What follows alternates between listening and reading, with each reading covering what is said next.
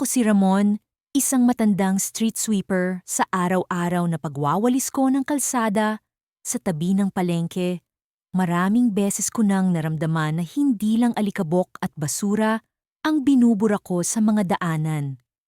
May mga bagay na hindi nakikita ng karaniwang mata, mga ligaw na kaluluwa, masasamang espiritu, mga nilalang na nagdadala ng kapahamakan sa mga tao. Nagsimula ang lahat ng ito ilang dekada na ang nakalipas. Isang umagang malamig, habang ako'y naglalakad papunta sa aking trabaho, may isang matandang babae na biglang sumulpot sa aking harapan. Hindi ko siya kilala, ngunit ang kanyang mga mata, tila ba nauubos na ang oras. Hinawakan niya ang aking kamay at nagwika, "Ikaw ang napili. May misyon ka, Ramon. Ang mga mata mo ay makakakita ng mga bagay na hindi dapat makita ng lahat." Nang hindi pa ako nakakaimik, bigla siyang naglaho na parang bula. Simula noon, nagbago ang lahat. Habang nagwawalis ako ng kalsada, unti-unti kong napansin ang mga bagay na hindi ko dati nakikita. Sa isang sulok ng palengke, may mga anino na tila ba naghuhudyat ng panganib.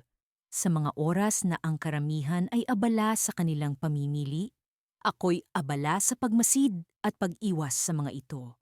Isa sa mga hindi ko makakalimutang pangyayari ay nang niligtas ko ang isang batang babae mula sa isang espiritong nagkukubli sa ilalim ng kaniyang kama. Ang batang ito, si Ana, ay madalas na naglalakad sa gilid ng palengke, tila ba nawawala sa sarili. Sa isang iglap, nakita ko ang espiritu, isang batang lalaki, na may mga matang puno ng galit at hinanakit. Agad kong nilapitan si Ana at tinanong kung maari ko siyang samahan pa uwi. Tila ba may kung anong lakas na nag-udyok sa akin na protektahan siya. Habang kami naglalakad pa uwi, hindi ko maiwasang makaramdam ng kilabot. Pakiramdam ko'y may mga matang nagmamasid sa amin mula sa likuran. Nang makarating na kami sa kanilang bahay, nagawa kong makausap ang kanyang mga magulang. Ipinaliwanag ko ang aking nakita at sa una, hindi sila makapaniwala. Ngunit nang marinig nila ang kwento ni Ana tungkol sa mga bangungot na madalas niyang nararanasan, tila ba may liwanag na nagbukas sa kanilang mga isipan. Nang gabing iyon, nilinis ko ang paligid ng bahay nila gamit ang mga dasal na itinuro sa akin ng matandang babae. Nagtagumpay ako sa pagtaboy sa espiritu at mula noon, hindi na muling ginambala si Ana. Sa kabila ng lahat, ibinilin ko sa kanyang mga magulang na maging mapagmatiyag at palaging magdasal. Ang mga ganitong karanasan ang bumuhay sa akin sa kabila ng aking edad. Sa araw-araw na pagwawalis ko ng kalsada, dala ko ang pasaning hindi ko maipahayag sa iba. Kasabay ng pagod at init ng araw ay ang hangaring mapanatili ang kapayapaan sa aking munting mundo. Sa kabila ng tahimik kong pamumuhay, alam kong may mga mata na nagmamasid sa akin, mga nilalang na hindi basta-basta sumusuko. Ngunit sa kabila ng lahat, may isa akong bagay na hindi ko inaasahan. Isang gabi, habang ako'y pauwi na mula sa trabaho, napansin ko ang isang kakaibang anino na sumusunod sa akin. Ang anino'y tila ba pamilyar, ngunit hindi ko matukoy kung saan ko ito nakita. Pabilis ng pabilis ang tibok ng aking puso. Sino ito? Ano ang kanyang hangarin? Sa mga unang sinag ng araw, naglakad ako sa makipot na kalye ng Maynila. Tanga ng aking walis, tingting at dustpan. Sa panlabas, ako'y isang ordinaryong matandang naglilinis ng kalye, ngunit sa bawat hakbang ko, dala ko ang lihim na misyon na hindi kailanman malalaman ng mga mata ng mundo. Ang aking laban ay hindi para sa pisikal na dumi, kundi para sa kalinisan ng kaluluwa ng lungsod. Sa ilalim ng aking lumang sombrero, nararamdaman ko ang bigat ng responsibilidad. Bawat araw ay may bagong hamon na dala ng mga masasamang espiritu na naglalakbay sa lungsod, nagtatago sa mga anino, naghahanap ng mahihinang biktima. Sa aking mga taon ng paglilingkod bilang tagapaglinis, natutunan kong hindi lang ito ang mga basurang iniwan ng tao ang aking pinupulot, kundi pati ang mga kalat na dulot ng mga nilalang na hindi nakikita. Isang umaga, habang binabaybay ko ang kanto ng Raon, naramdaman ko ang kakaibang lamig sa hangin. Alam ko na ito ay babala ng paparating na panganib. Ang mga espiritu, na kadalasang nagkukubli sa dilim, ngayon ay tila nagiging mas agresibo. Mula sa gilid ng aking paningin, nakita ko ang isang anino na gumagalaw sa hindi pangkaraniwang paraan. Ang mga dumadaan ay tila walang pakialam, abala sa kani-kanilang buhay. Ngunit alam kong hindi ako dapat magpakampante.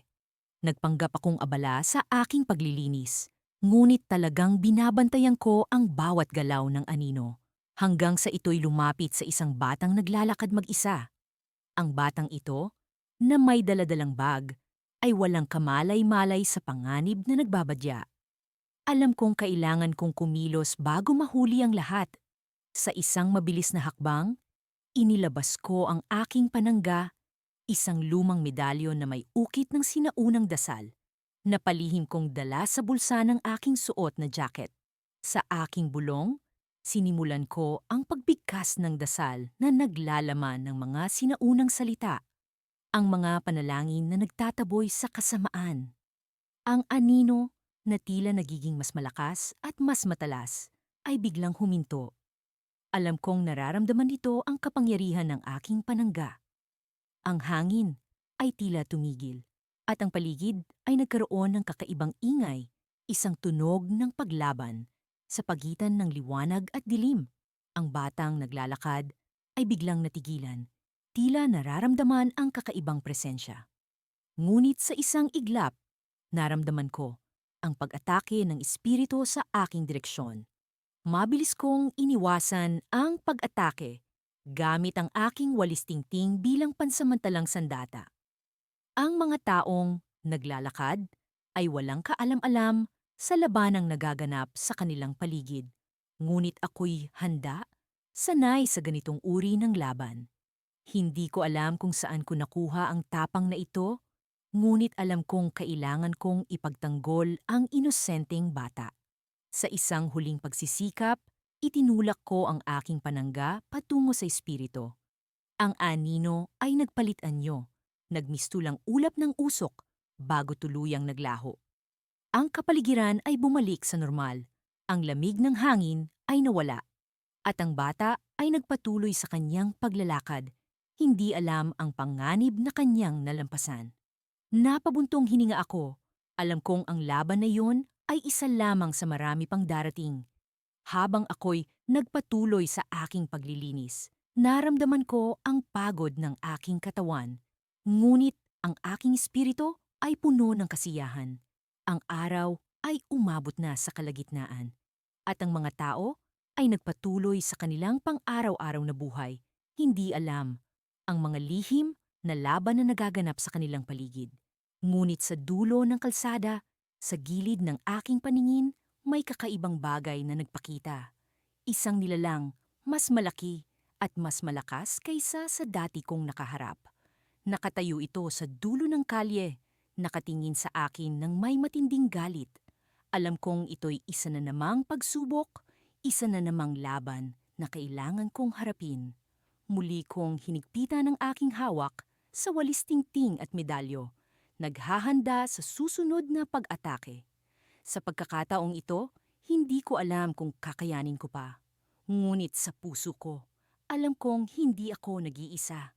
Sa likod ng bawat laban ay ang pananalig sa kabutihan at ang pag-asa na sa kabila ng dilim, ang liwanag ay palaging mananaig. Ngunit bago pa man ako makapaghanda ng lubusan, biglang may isang kamay na pumigil sa akin mula sa likuran. Isang matandang babae na may kakaibang liwanag sa kanyang mata. Hindi ka nag-iisa, bulong niya. At doon ko napagtanto na ang laban kong hindi alam ng mundo ay hindi lang palalaban ko. Isa itong laban na marami ang tahimik na nakikibahagi. Mga lihim na bayani na tulad ko. Sa paglingon ko sa kanya, nakita ko ang matinding liwanag na nagmumula sa kanyang medalyon, isang tanda ng kanyang pakikipaglaban. Sa pagkakataong ito, alam kong ang laban ay hindi na lang para sa akin. Isa itong laban na aming pagsasaluhan. Isang laban na puno ng pag-asa at liwanag, kahit pa sa harap ng mga anino ng mundo. Sa kabila ng tahimik na buhay ko bilang isang matandang street sweeper, palaging may mga bagay na bumabagabag sa aking isipan. Hindi ko pinili ang ganitong uri ng pamumuhay, ngunit tila ito ang itinadhana sa akin ng mga bituin. Araw-araw, habang nagwawalis ng mga kalat sa kalsada, iniisip ko kung paano ko napunta sa sitwasyong ito. Isang tagapagligtas na hindi kinikilala at hindi inaasahan. 6:00 ng umaga nang simulan ko ang paglilinis sa kahabaan ng Rizal Avenue. Ang kalyeng ito ang naging saksi sa mga labanan ko sa mga masasamang espiritu na patuloy na nagtatangkang sirain ang katahimikan ng mundo. Minsan, nararamdaman ko ang kanilang presensya sa hangin, mga anino na gumagapang sa likod ng mga pader, nagkukubli sa mga sulok. Madalas kong naririnig ang kanilang bulong, tila mga alulong na nagmumula sa kailaliman ng lupa. Ngunit ang umagang ito ay iba. May kakaibang pag-aalinlangan sa aking dibdib. Sa kabila ng liwanag ng araw, naramdaman ko ang bigat ng kadiliman na unti-unting bumabalot sa paligid. Hindi ko na kailangan pang makakita ng senyales para malaman ang panganib na paparating. Lahat ng mga pandama ko ay nagsisigawan. Handa ka na ba? Sa kalagitnaan ng aking pag-iisip, isang batang babae ang lumapit sa akin. May hawak siyang isang maliit na piraso ng papel. Tito, nakita ko po ito kanina sa ilalim ng puno, sabi niya habang iniabot ang papel. Nagpasalamat ako at tiningnan ito. Isang sulat na pira-piraso ang nakasulat. Ang mga anino ay darating. Maghanda ka. Hindi na bago sa akin ang ganitong uri ng babala. Alam ko na ang mga espiritu ay may kakayahang magbigay ng mga palatandaan, lalo na kapag malapit na silang magpakita. Ngunit ang nakakapagtaka, sino ang nagbigay ng babala? Sino ang may alam sa aking laban? Habang patuloy kong iniisip ang mensahe, di ko maiwasang mapansin ang unti-unting pagdami ng mga tao sa kalsada. Lahat sila ay abala sa kani-kanilang buhay, hindi alintana ang panganib na paparating. Minsan, naiisip ko kung paano kung malaman nila ang aking sikreto. Ano kaya ang magiging reaksyon nila? Maya-maya, naramdaman ko ang malamig na hangin na dumaan sa aking likuran. Isang pamilyar na pakiramdam, isang banta. Tumingin ako sa paligid, naghahanap ng senyales ng mga espiritu. At doon, sa kanto ng kalsada, may isang anino na unti-unting nagiging malinaw. Isang espiritu na nagtagumpay sa pagpasok sa ating mundo. Agad kong kinuha ang aking walis, ang aking pinakapaboritong sandata. Sa isang iglap, nagbago ang anyo nito. Mula sa isang simpleng walis, naging isang makapangyarihang espada na kayang humati sa kadiliman. Walang sino man ang nakakita sa pagbabagong ito dahil sa kapangyarihan kong ilihim ang aking mga kilos. Lumapit ako sa anino, determinado at walang takot. Alam kong hindi ito magiging madali, ngunit kailangan kong protektahan ang mga inosenteng taong nasa paligid. Ang anino ay lumusob, ngunit sa bawat galaw nito, ako'y handa. Ang laban ay nagsimula, isang sayaw, sa pagitan ng liwanag at dilim. Sa bawat hampas ng espada, unti-unting nawawala ang anino. Ngunit sa tuwing magtatangka akong tapusin ito, tila may pumipigil sa akin. Isang puwersa na hindi ko maipaliwanag. Hanggang sa isang iglap, naramdaman ko ang ibang presensya sa likuran ko. Paglingon ko, isang tao ang naglalakad patungo sa akin. Isang matanda, halos kasing edad ko, may hawak na kaparehong walis, tila handang sumali sa laban. Ngumiti siya, isang ngiting puno ng pagpapakilala. Matagal ka nang hinihintay, kaibigan, sabi niya. Nagulat ako. Sa tagal ng panahon, inisip ko na mag-isa lang ako sa laban na ito. Ngunit heto, ang isang taong tila alam ang aking lihim, handang tumulong. Sino siya? Paano niya nalaman ang tungkol sa mga espiritu? Sa isang iglap, nakaramdam ako ng pag-asa. Ang laban ay hindi ko na kailangang harapin mag-isa. Ngunit sa likod ng nanggiting iyon, may isang bagay na hindi ko mawari. Isang bagay na nagsasabing hindi lahat ng nakikita ko ay totoo. Ang matandang ito, siya ba ay kakampi o kalaban? Hindi ko alam. Ngunit sa pagkakataong iyon, alam ko na ang laban kong hindi nalalaman ng mundo ay may mas malalim pang kwento.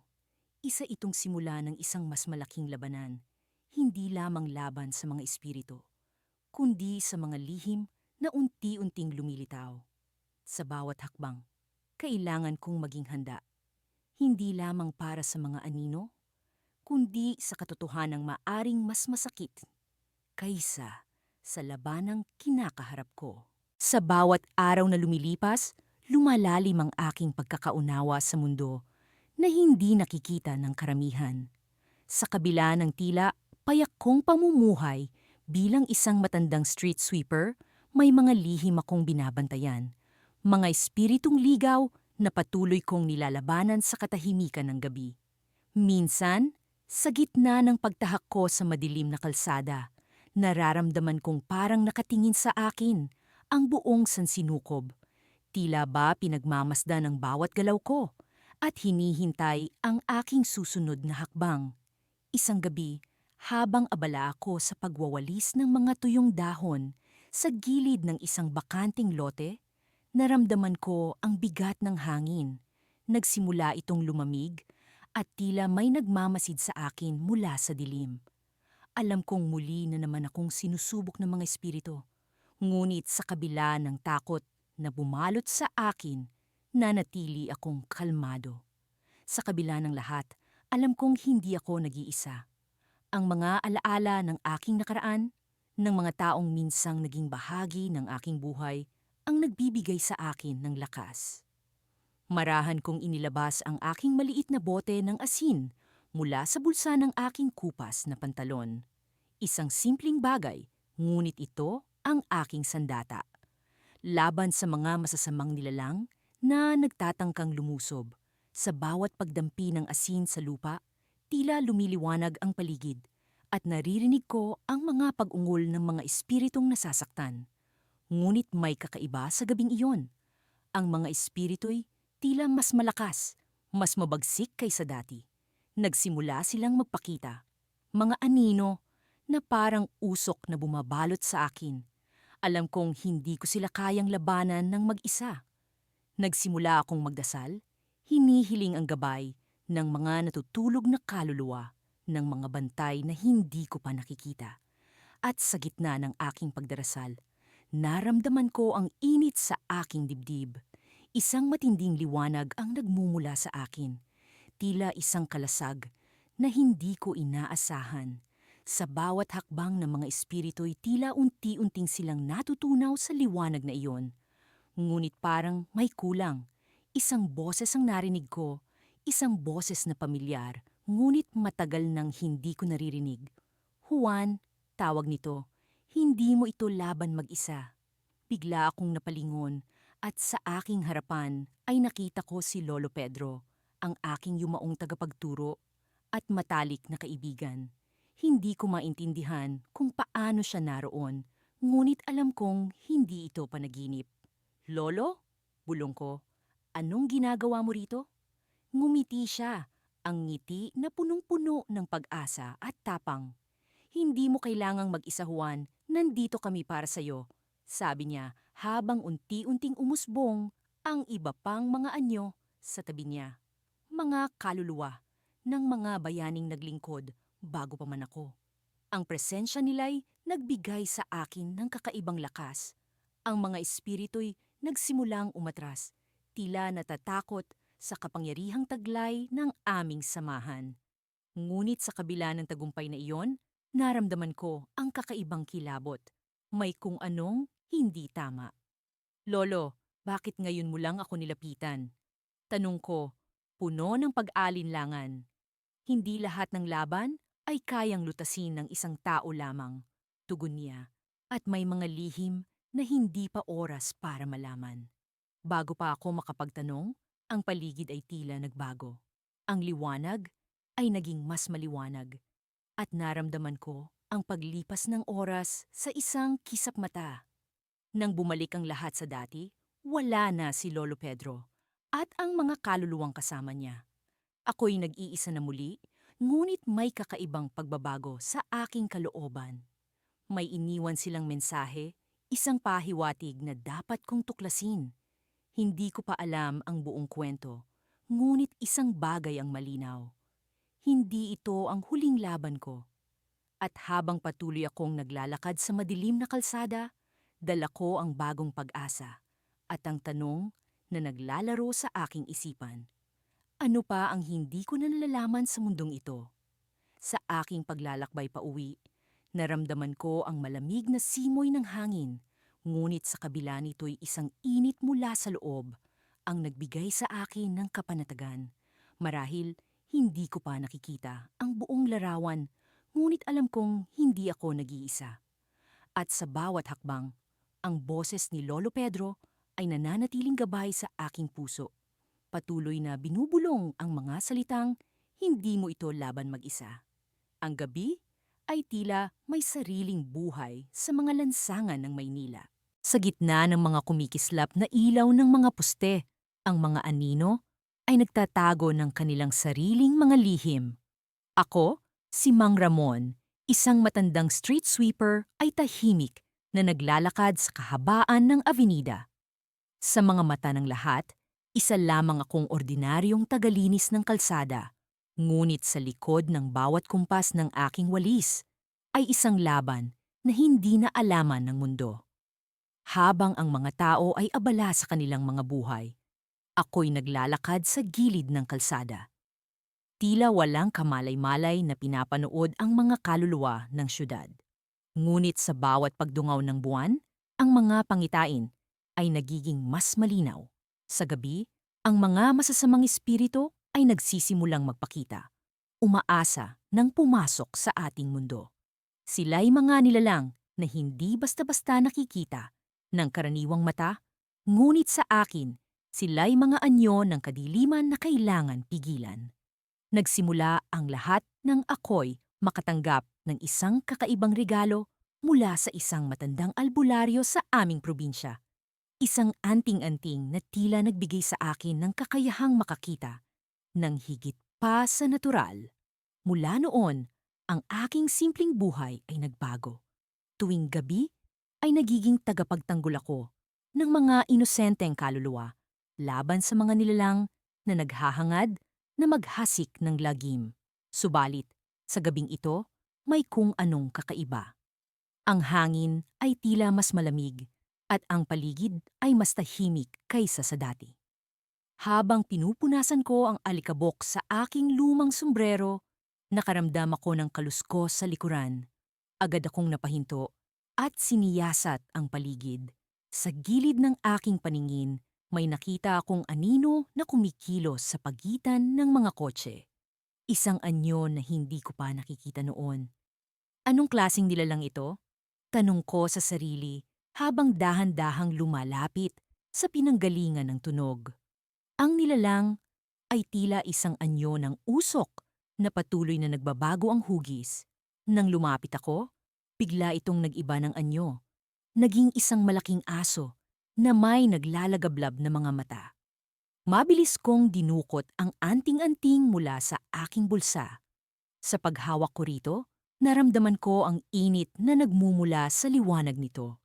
Nagsimula itong kumislap at sa bawat pagkurap ng liwanag, ang nilalang ay tila umurong. Ngunit bago ko pa man mailabas ang aking buong lakas, narinig ko ang isang tinig na tumatawag mula sa likod. Mang Ramon! Napalingon ako at nakita ko si Tino, ang batang palaboy na madalas kong nakikita sa avenida. Siya'y nasa gilid ng kalsada, tila balisang-balisa.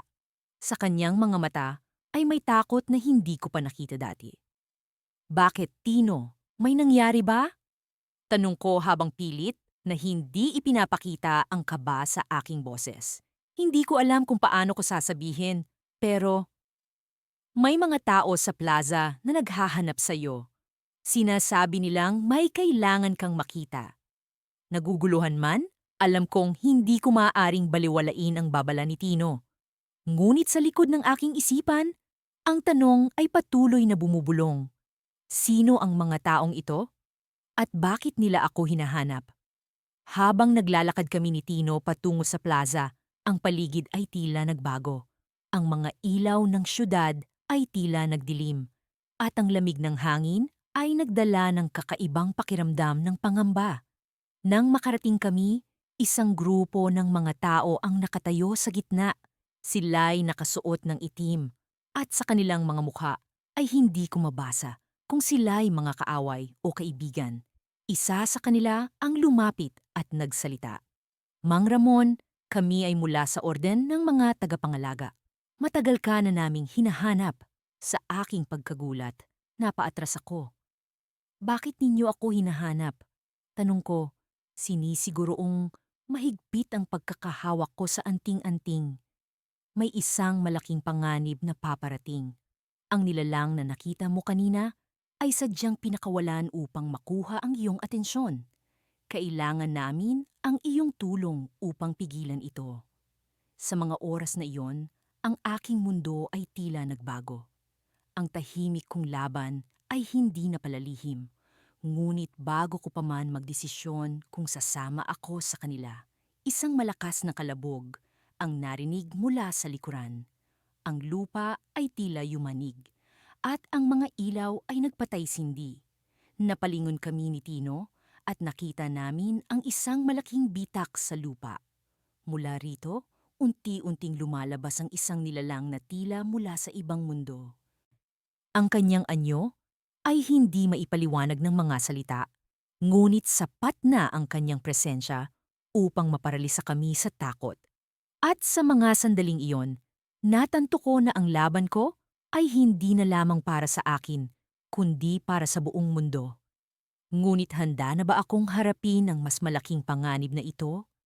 Sa panahong tila walang katapusan ang pagod at alikabok, doon ko naramdaman ang mapait na lamig ng gabi. Sa ilalim ng mga bituin, habang tanga ng walis na naging kasama ko sa bawat araw, tila may bumubulong sa hangin. Isang bulong na hindi ko maintindihan, ngunit sapat na para magdulot ng kilabot sa aking kalamnan.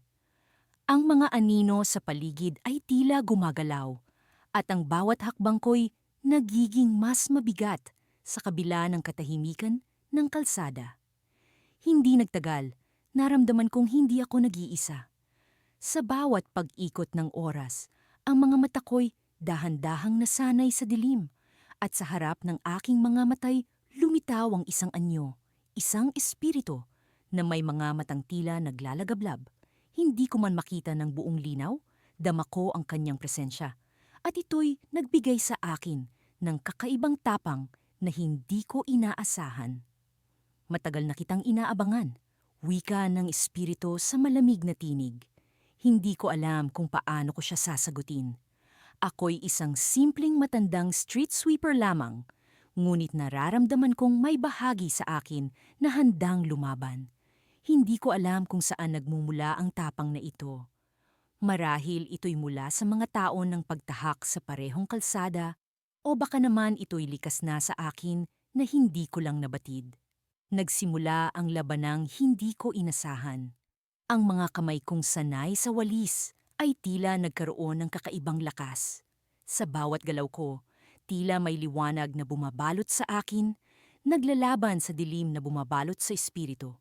Ang aking walis, na dati gamit lamang para sa alikabok, ngayoy tila espada ng liwanag na tumatama sa kanyang anyo. Ang espiritu'y nagalit, at sa kanyang galit, ang paligid ay tila nagdilim pa. Ang mga poste ng ilaw sa kalsada ay nagsimulang magpahina, na para bang inaagawan ng buhay. Ngunit sa kabila ng lahat ng ito, hindi ako nagpatinag. Hindi ko man alam kung paano ko ito nagagawa. Patuloy akong lumaban. Patuloy kong ginamit ang lakas na tila ibinigay sa akin nang hindi ko alam na kapangyarihan. Akala mo ba'y magtatagumpay ka? Tanong ng espiritu, ang kanyang tinig ay puno ng pagkutya. Ngunit sa halip na matakot, napangiti ako. Hindi ko alam kung ano ang kapalaran ko, ngunit alam kong hindi ako susuko. At sa mga sandaling iyon, tila may nagbago. Ang paligid ay unti-unting lumiliwanag. At ang anino ng espiritu'y nagsimulang humina. Ang mga bituin sa langit ay tila mas maliwanag at ang lamig ng gabi napalitan ng init ng aking determinasyon. Habang ang espiritu'y unti-unting naglalaho, naramdaman ko ang isang kakaibang kapayapaan, isang pakiramdam ng tagumpay na hindi ko inasahan. Ngunit bago tuluyang maglaho ang espiritu, may iniwang babala ito sa akin. Hindi pa ito ang katapusan. May darating na mas malakas pa sa akin. Hindi ko alam kung ano ang ibig sabihin na nito, ngunit alam kong hindi ko dapat ipagsawalang bahala. Sa kabila ng tagumpay na ito, naramdaman kong ito'y simula pa lamang ng mas malaking laban na paparating. Ang gabi muling naging tahimik, ngunit sa kaloob-looban ko'y alam kong hindi na ito magiging kasing payapa ng dati. Habang naglalakad pa uwi, dala ang walis na kasama ko sa laban. Napaisip ako, sa mga susunod na hakbang, ano ang ibig sabihin ng espiritu? Sino o ano ang mas malakas na darating? Sa kabila ng mga tanong na ito, alam kong hindi ako nag-iisa. May mga puwersa sa paligid na handang tumulong sa akin, mga puwersang hindi ko palubos na nauunawaan. Sa pagdating ko sa aming maliit na bahay, tinanggap ako ng init ng ilaw mula sa lumang bumbilya. Sa isang sulok, naroon ang lumang larawan ng aking pamilya, mga alaala ng isang panahon na puno ng saya at pagmamahal. Habang tinitignan ko ito, naramdaman kong sila'y kasama ko rin sa laban na ito. Sila ang nagbibigay sa akin ng lakas at tapang na harapin ang anumang pagsubok na darating. Ngunit sa kabila ng lahat ng ito, isang tanong ang patuloy na bumabagabag sa akin. Ano ang susunod kong gagawin? Paano ko haharapin ang nagbabadyang dilim? Sa mga susunod na araw, alam kong marami pa akong dapat malaman. Ngunit sa gabing ito, kahit papaano'y may kapanatagan akong nadarama. Alam kong kaya kong harapin ang anumang darating, maging gaano man ito kasama o kalakas. Ang laban kong ito'y hindi lamang para sa akin, kundi para sa mga taong nagmamahal sa akin at sa mundong hindi nakakaalam ng mga nangyayari sa dilim. Isang laban na hindi ko hiniling, ngunit isa rin itong laban na hindi ko uurungan. Hindi ko na mabilang kung ilang beses na akong nagising sa kalaliman ng gabi dahil sa mga bulong na tila nagmumula sa hangin. Ang mga bulong na iyon ay nagdadala ng mga alaala ng isang mundong matagal ko nang iniwan. Isang mundo kung saan ang aking mga paa ay hindi pa nadirikit sa malamig na semento ng kalsada at ang aking mga kamay ay hindi pa nakahawak ng walis. Ngunit kahit gaano pa ako magising sa mga bulong na iyon, hindi ko maiwasan ang pag-akyat ng mga anino mula sa aking nakaraan. Isa sa mga aninong ito ay ang araw ng mga kaluluwa, kung saan ang hangin ay puno ng mga alingawngaw ng mga espiritong naghahanap ng kapahingahan. Noon ay isang simpleng araw lamang ito para sa karamihan, ngunit para sa akin, ito ay araw ng labanan. Minsan, habang ako'y nagwawalis sa isang madilim na eskinita, naramdaman ko ang pag-angat ng mga balahibo sa aking batok. Isang malamig na hangin ang pumaligid sa akin at narinig ko ang mga kaluskos sa likod ng mga basurahan. Alam kong hindi ito basta-bastang pusa o daga lamang. Isa itong masamang espiritu na matagal ko nang sinusubukang imulat mula sa pagkatulog. Nagpatuloy ako sa aking gawain, hinahayaang magpatuloy ang mga sandaling tila walang nangyayari. Ngunit ang totoo, sa bawat hakbang ko, At bawat pagwalis ng dumi, ay tahimik kong sinasambit ang mga dasal na nagsilbing kalasag ko at sandata sa mga ganitong pagkakataon. Isa, dalawa, tatlo. Ang ritmo ng aking pagwalis ay hindi lamang para sa kalinisan ng kalsada, kundi para rin sa kalinisan ng kaluluwa ng lungsod na ito. Ngunit sa kabila ng aking pagsusumikap, may mga pagkakataon pa ring nahuhuli ako ng kaba, kung saan ang aking mga dasal ay tila nauudlot at ang mga espiritu ay nakakalusot sa aking depensa. Isang gabi, habang ako'y nagmamasid sa mga ilaw ng poste, biglang nagdilim ang paligid. Walang anu-ano'y naramdaman kong may malamig na kamay na humawak sa aking balikat. Napapitlag ako, ngunit wala akong nakita, kundi ang malamlam na liwanag ng buwan na sumisilip mula sa likod ng makapal na ulap. Bakit hindi mo pa rin kami tinatantanan? Bumulong ang tinig mula sa kawalan. Hindi ko mawari kung ito ba'y boses mula sa nakaraan o mula sa mga espiritong matagal ko nang nilalabanan. Ang kanilang alingawngaw ay tila mga pangarap na bumabalik upang ako'y guluhin. Ngunit bago pa man ako makasagot, isang pamilyar na tinig ang sumigaw mula sa kalsada. Si Mang Pedring, ang isa sa mga kapwa kong walisero, ay tinatawag ang aking pangalan. Nagmadali akong lumapit sa kanya at sa aking paglapit ay biglang nawala ang bigat ng malamig na hangin. Kailangan mo bang magpahinga, Cardo? Mukhang matamlay ka. Alok ni Mang Pedring habang nakangiti. Ngunit sa likod ng kanyang mga mata ay may pag-aalala. Marahil ay nararamdaman din niya ang kakaibang enerhiya sa gabi. Salamat, Mang Pedring. Kaya ko pa naman, sagot ko, pilit na hinuhubog ang nangiti sa aking labi. Ngunit sa kaloob-looban ko, naguguluhan ako kung paano ko ipapaliwanag sa kanya ang aking laban na hindi nakikita, ang mga kalabang hindi nauunawaan ng karamihan. Bumalik ako sa aking gawain, dinig pa rin ang mga alingawngaw sa aking isipan. Ngunit habang nagwawalis, napansin ko ang isang piraso ng papel na tila itinulak patungo sa akin ng hangin. Pinulot ko ito at nakita ang pamilyar na sulat kamay, isang mensahe mula sa isang taong matagal ko nang hindi nakikita. Cardo, handa na kami. Darating na ang araw ng tagumpay. Napahinto ako sa pagbabasa. Ang mga salitang iyon ay puno ng pag-asa at pangako, ngunit kasabay nito ay ang kaba sa kung ano ang darating. Sino ang nagsulat nito? At bakit ngayon pa, sa gitna ng aking laban, ay biglang nagparamdam ang mga anino ng aking nakaraan? Habang iniisip ko ang mga tanong na yon, biglang bumigat ang hangin at naramdaman kong may paparating na mas malalim na alon ng kadiliman. Isang alingawngaw ng bagyong matagal nang bumabalakid sa aking landas. Ngunit kasama ng takot ay ang pag-asa na sa wakas, ang laban ko ay makakahanap ng kasagutan. Ngunit sa gitna ng lahat ng ito, isa lang ang tiyak ko. Ang laban ko'y hindi pa tapos. At sa bawat hakbang na aking gagawin, may bagong landas na mabubuksan. Isang landas na hindi ko pa nakikita.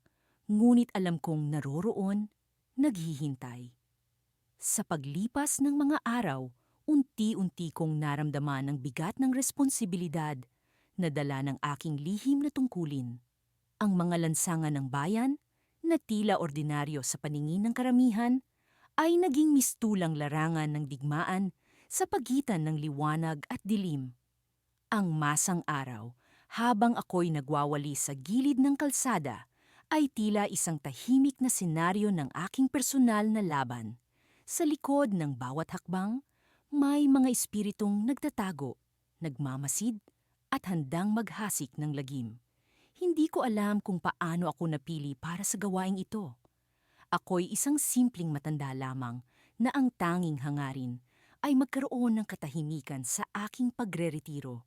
Subalit, sa hindi ko maipaliwanag na dahilan, ang kapalaran ay tila may ibang plano para sa akin. Sa bawat pagwawalis ko ng kalat sa kalsada, ay siya ring paglinis ko sa mga masasamang espiritu na nagtatangkang manghimasok sa ating mundo. Isang gabi, habang ako'y naglalakad pa uwi, matapos ang isang nakakapagod na araw, naramdaman ko ang kakaibang presensya. Ang hangin ay biglang lumamig, at ang mga anino sa paligid ay tila nagkaroon ng sariling buhay. Alam kong may nalalapit na panganib.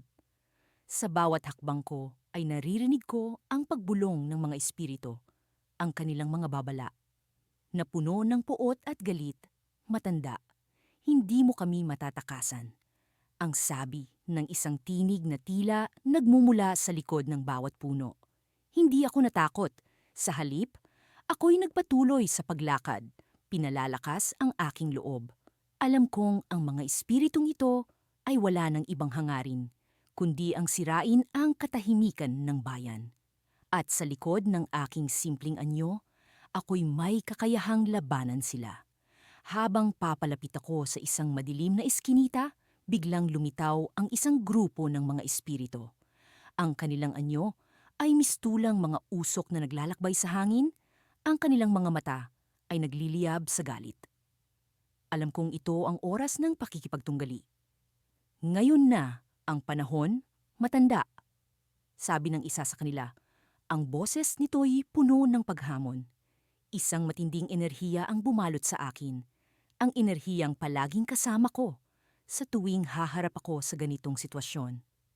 Sa kabila ng aking edad, ang enerhiya ko ay hindi nanghihina. Sa halip, ito'y lumalakas sa tuwing ako'y naglalaban. Sa isang iglap, nagpasimula ang laban. Gumamit ako ng mga sinaunang galaw na itinuro sa akin ng isang guro na tila bahagi ng isang nakalimutang kasaysayan. Ang mga espiritu'y nagkakaisa sa kanilang pag-atake, subalit ang kanilang galit ay hindi sapat upang talunin ang isang pusong handang mag-alay ng sarili para sa kapayapaan. Habang ako'y nakikipaglaban, naramdaman ko ang bigat ng responsibilidad. Ang laban na ito ay hindi lamang para sa akin, ngunit para sa mga susunod na henerasyon na dapat mamuhay ng may kalayaan sa takot. Sa bawat galaw ko, ang mga espiritu ay unti-unting nawawala, naglalaho sa hangin na tila mga usok na pinawi ng hangin. Sa wakas, natapos ang laban. Ang kalsada ay muling tahimik, at ang mga espiritu'y naglaho na parang hindi sila kailanman nagpakita. Ako'y huminga ng malalim, pinipilit kalmahin ang aking sarili sa kabila ng pagod. Subalit sa aking pag-uwi, may isang bagay na nagbigay sa akin ng kaba. Sa likod ng aking isipan, may isang tanong na bumabalot sa akin. Bakit tila napakadali ng laban na iyon? Ang mga espiritu'y tila nagkulang sa lakas, na para bang may mas malaking plano silang iniluluto. Pagdating ko sa bahay, may nakita akong liham sa aking pintuan. Isang sulat na puno ng mga simbolo na hindi ko maintindihan, ngunit sa kabila nito, may isang mensahe na malinaw. Ito'y simula pa lamang, matanda. Ang tunay na laban ay paparating na. Nanginig ang aking mga kamay habang hawak ang sulat. Alam kong may mas malalim na panganib na darating, isang laban na hindi ko alam kung kakayanin ko. Ngunit sa kabila ng takot, ang puso ko'y puno ng determinasyon. Ang laban kong hindi nalalaman ng mundo ay hindi pa tapos, at ako'y handang harapin ang anumang darating. Isang malamig na umaga ng Disyembre, nagising ako sa tunog ng mga walang kamuwang-muwang na batang naglalaro sa kalsada.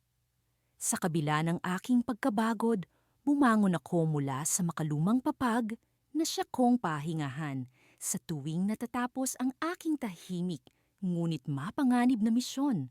Lumabas ako sa maliit na barong-barong at sinalubong ako ng malamig na hangin ng umaga. Ang mga dahon ng puno sa paligid ay tila sumasayaw sa hangin, kasabay ng mga ibon na nagsisimula ng kanilang awit. Sa kabila ng aking kalagayan, bilang isang matandang street sweeper, wala silang alam sa tunay kong pagkatao. Ako si Mang Tomas, ang kanilang kilalang tagalinis ng kanilang maruruming kalsada, ngunit hindi nila alam na ako rin ang tagapagtanggol ng kanilang mga kaluluwa laban sa mga espiritong naglalayong ilugmok sila sa dilim. Habang nagwawalis ako sa kalsada, napansin kong may kakaibang presensya sa hangin. Isang malamig na simoy, mas malamig pa sa karaniwang hangin ng Disyembre. Alam kong may paparating na panganib. Sa likod ng aking mga mata, nakita ko ang anino ng isang nilalang na matagal ko nang hindi nakikita. Isang espiritong matagal nang gumagambala sa katahimikan ng aming baryo. Si Silang, isang makapangyarihang espiritu na may kakayahang mangakit ng mga inosenteng kaluluwa. Naramdaman ko ang bigat ng kanyang presensya na tila bumabalot sa paligid. Ang mga batang dati masiglang naglalaro, ngayon ay tila nagtataka at unti-unting nawawala ang sigla. Alam kong kailangan kong kumilos upang iligtas sila.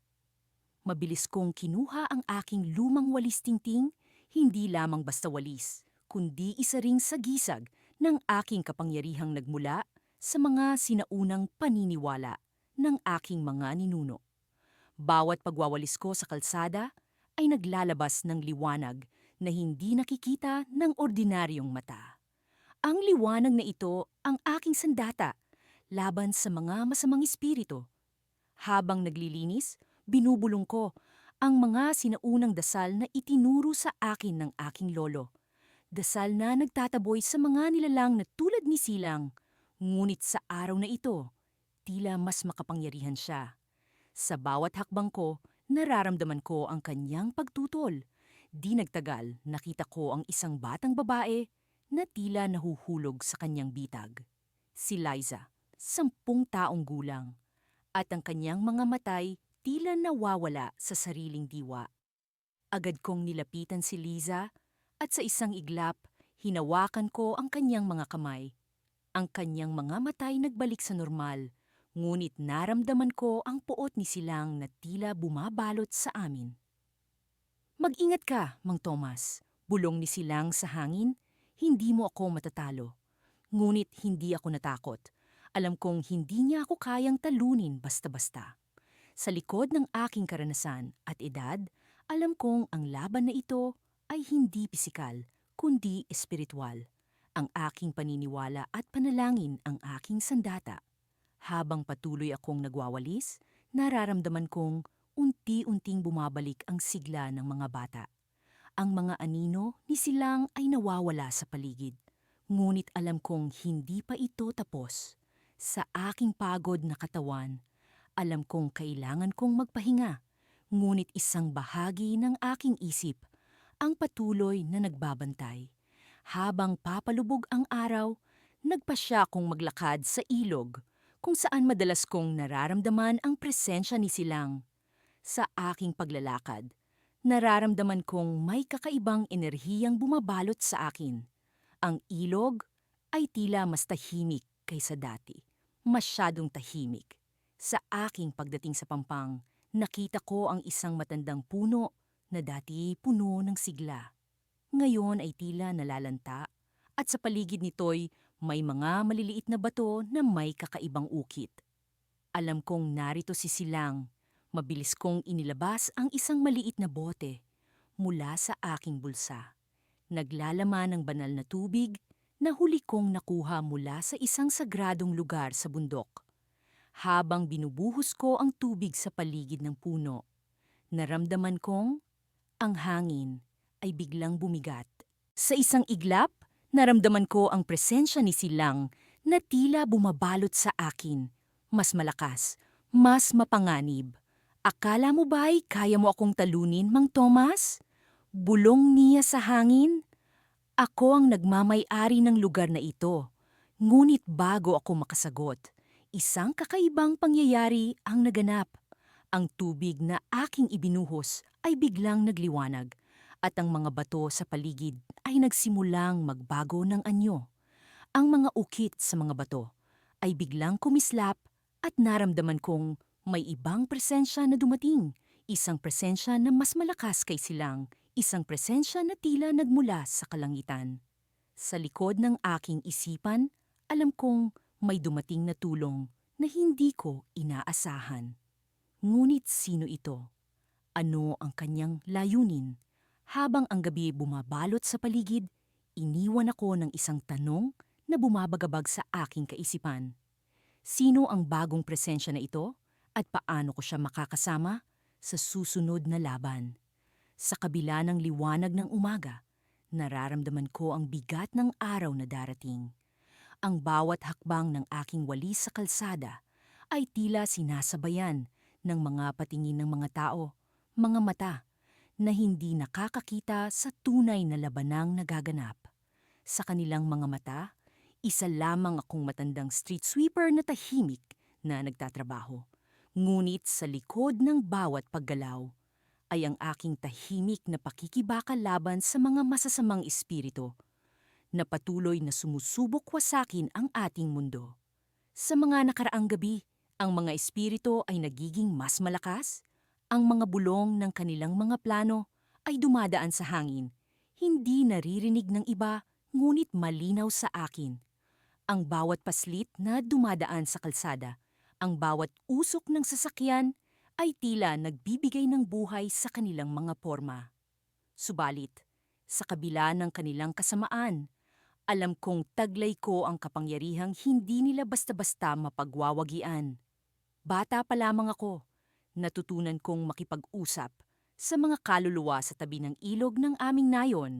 Ang aking lola, na siyang nagturo sa akin ng mga sinaunang dasal at ritual, ay nagsabing ang aking kakayahan ay isang biyaya at isang sumpa. Sa loob ng maraming taon, natutunan kong gamitin ito upang protektahan ang mga tao sa paligid ko, kahit na walang sinuman ang nakakaalam. Ngayon, sa aking pagwalis, nararamdaman ko ang kanilang presensya.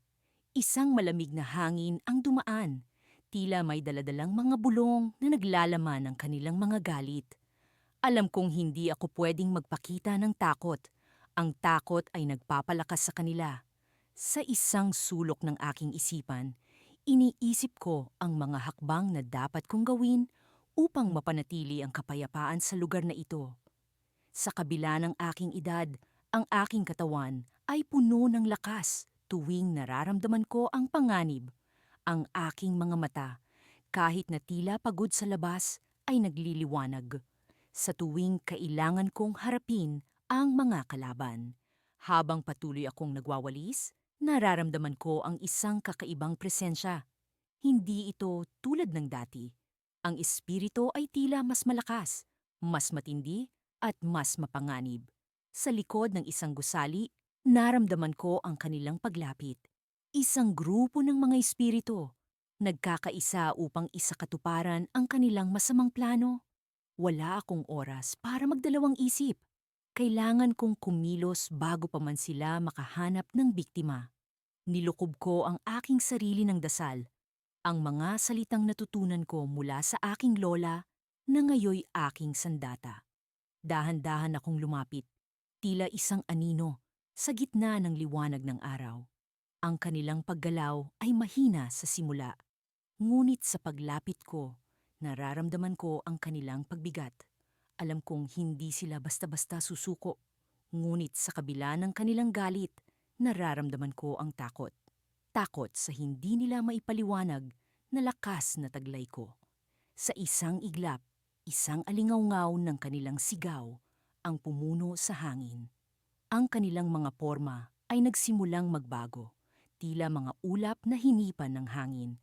Ngunit sa kabila ng kanilang pag-iiba, nananatili akong matatag.